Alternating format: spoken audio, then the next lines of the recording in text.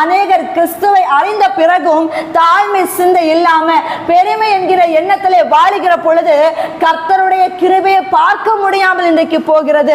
அன்பு ஜனமே, நம்ம எவ்வளவு நம்முடைய வாழ்க்கையில மேன்மை வந்தாலும் சரிதான், எவ்வளவு ஞானம் நமக்கு கொடுக்கப்பட்டிருந்தாலும் சரிதான், எந்த நிலையில் நம்ம வாழ்ந்தாலும் சரிதான், நமக்குள்ள எப்பொழுதும் தாழ்மை சிந்தை இருக்க வேண்டும். அல்லேலூயா, அல்லேலூயா.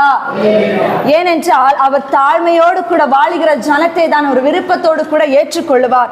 வேதத்திலே கூட அநேகரை குறித்து சொல்ல முடியும். ஏன், ஒரு கிதியோனை அவர் அழைக்கிற பொழுது கூட அவர் வார்த்தை என்ன தெரியுமா சொல்லுவார்? நான் ரொம்ப சிறியவனா இருக்கிறேன்.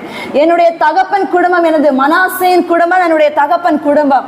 அந்த குடும்பத்தில், என்னுடைய குடும்பத்தில் அது எளிமையான ஒரு குடும்பம், அதுல மிகவும் சிறியவனே நானா தான் இருக்கிறேன். அப்ப நான் எப்படி வந்து இந்த இஸ்ரவேல் ஜனங்களை மீட்க முடியும் என்று கேட்ட பொழுதுதான், பராக்கிரமசாலியே நான் உன்னோடு கூட இருக்கிறேன் என்று சொல்லி அந்த எளியவனாக, தன்னை சிறியவனாக, தேவனுக்கு முன்பதாக தன்னை தாழ்த்தின அந்த கிதியோனின் மேலேதான் கர்த்தருடைய ஆவியானவர் இறங்கினார் என்றும், கிதியோனின் பட்டயம் கர்த்தருடைய பட்டயம் என்று சொன்ன பொழுது எதிரியின் ஜனங்களுக்கு முன்பதாக இவங்க யுத்தத்துக்கு போகல, இவங்க ஈட்டியை கொண்டு போகல, இவங்க அறிவால கொண்டு போகல, இவங்க கையில யுத்தத்திற்கு கொண்டு போன உபகரணங்கள் என்ன தெரியுமா?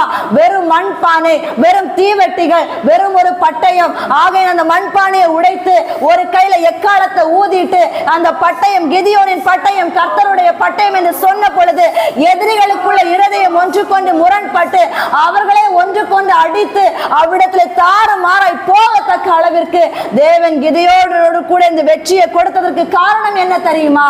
தன்னை அவன் தாழ்த்தினான். ஒரு பெரிய வேலைக்காக ஊழியத்திற்கு அழைத்த பொழுது என்னால எல்லாம் முடியும் என்று சொல்லல, எனக்கு பலம் இருக்கு என்று சொல்லல, எனக்கு ஞானம் இருக்குன்னு சொல்லல, எனக்கு பின்னால படம் இருக்குன்னு சொல்லல.